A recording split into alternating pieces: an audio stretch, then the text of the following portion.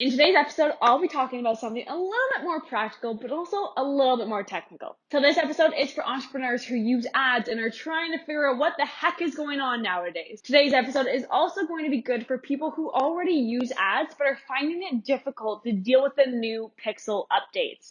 So both group of people should really strap on their seatbelts. Things are about to get technical really quickly. So the great thing about social media ads is that you can program them to laser targeted precision. These ads are targeted ads, so you can essentially put your content in front of the exact client that you want to work with. So a Facebook Pixel is one of the features that you have to use to program these targeted ads. So if you're running any ad on Facebook or on Instagram, you must have a Facebook Pixel installed. So what is a Facebook Pixel anyways? A pixel is a data gathering tool that allows you to gather information on the profile of people you want to target with your ads. That way, you can increase your conversion rates seriously to some scary levels. Now, to be clear, the pixel is a small code that you place on your website or a funnel.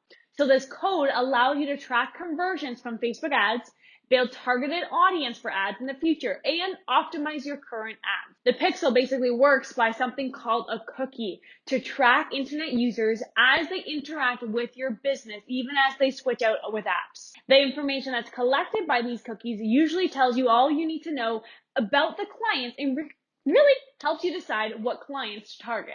So for example, if someone goes to your website from their Instagram account and adds a product to their cart, let's say, and then forgets about it, the pixel alerts you and lets you send a targeted ad to that person telling them not to forget what they added to their cart. So you see, the work of the pixel is to track various actions people take on your website or funnel. And according to Facebook, these actions are called events. Quirky, I know, but it's Facebook. Even the name Facebook is a little bit quirky, but what are you going to do? Now, here's where it's going to get a little bit more tricky. So I'm going to need to pay a bit more attention at this point. So if you're multitasking, come back to me for just a sec. So Facebook has 17 different standard events that you can simply use to track what people are doing on your website. That is, you can specifically check for these events from the mass data that you get on your page. So for example, if one person purchases, you can actually single out that person simply by having this code on your website. Now, it will also show you the raw data. Now, let's say you have 1,000 people who visited your page. It will tell you the percentage of those thousands that actually purchased something.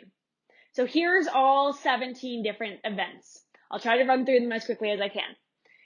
So the first one is purchase. Let's just say this one. This one is really self-explanatory. This code is checking when someone purchases something off of your website or your funnel. The second one is a lead, and it's when someone signs up as a lead and identifies themselves as that they're interested in whatever it is that you're offering on your website or your funnel. So I use this one in almost every single marketing campaign that I run.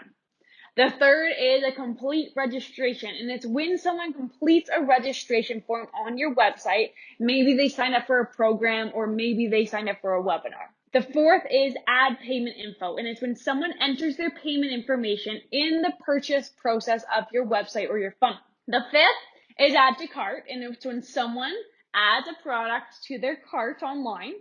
Six is add to waitlist, which again, is pretty much the exact same thing. It's when someone adds a product to their wish list. Next is initiate checkout, when someone starts that checkout process. After that comes search, which is telling Facebook and telling you that someone is actually using the search function on your site. And now that we're done with those ones, we have a code for view content, one for product customization, another for donation, one for finding location, which activates when someone actually is searching for the location of your business, another for schedule, which is activated when someone books an appointment with your business. And then we've got a start trial one, which when someone starts a free trial for something for you. And after that, we have two more. So we have the subscribe and submit application. So subscribe lets you know when people subscribe to a service on your site while submitting an application lets you know when someone applies. Maybe it's for your program, your service, maybe it's for a credit card, whatever it is that they can apply to. The great thing about these events is that they can also be tweaked, okay? So this may require a little bit more from you, but ultimately you can tweak the code with extra bits of code called something parameters. These parameters allow you to customize the standard events based on factors like how much a conversion is worth, or content type, specific URLs, maybe even the currency that's used. The easiest way I like to describe events is that when someone takes a specific action on your website or your funnel, Facebook can track what is happening and learn everything they possibly can about a person's behavior, what they're interested in, what they're doing on social media. They learn everything. Now, this has changed quite a lot with the Facebook Pixel. Just a little while ago, Apple released an iOS 14.5 upgrade, and in this new upgrade, Apple made extensive changes to third-party tracking apps. So this means that the Pixel will lose a lot of its functionality once people start to update the app, which they're currently doing. Now, since the Pixel is essentially a third-party app, it comes at no surprise. So in essence, these new changes that Apple has put into place will affect any business that advertises mobile apps or anyone that optimizes targets and reports on web conversion events, which should be everyone. This new update will ask all iPhone users to consent to be tracked outside of the platform in different ways instead of them just usually taking the information. So this means that certain data would simply not go out if the user doesn't opt into this tracking system. So now, as most of you know, people wouldn't. It's just easier to press no to a prompt that explains something you really don't know too much about. Plus, people kind of have this negative association when they hear things like tracking these days, but in my personal opinion, I would rather be tracked so that the content and the ads that I'm actually being seeing on my social media is actually relevant versus random stuff I don't even care about. But most don't understand that side of things. But anyways, if Apple decides that it wouldn't let Facebook track actions, then the tracking potential of the Pixel would pretty much diminish. But remember, the Pixel works mainly because it can track the behavior of people who visit your website. So once it loses that ability, it really gets old quickly.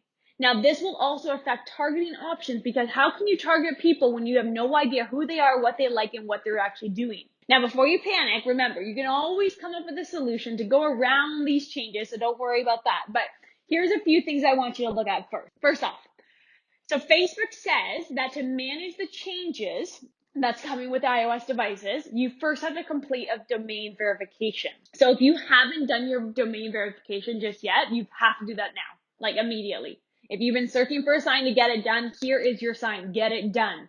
I always say businesses should always verify their domain the moment that they can and not a moment too late. You need to verify your domain if you want to use a Facebook Pixel tracking. Now, I won't go into the nitty-gritty of how to actually verify that domain, but if you need a complete step-by-step guide through that entire thing, I'll place a link in the description box below from Facebook that walks you through step-by-step.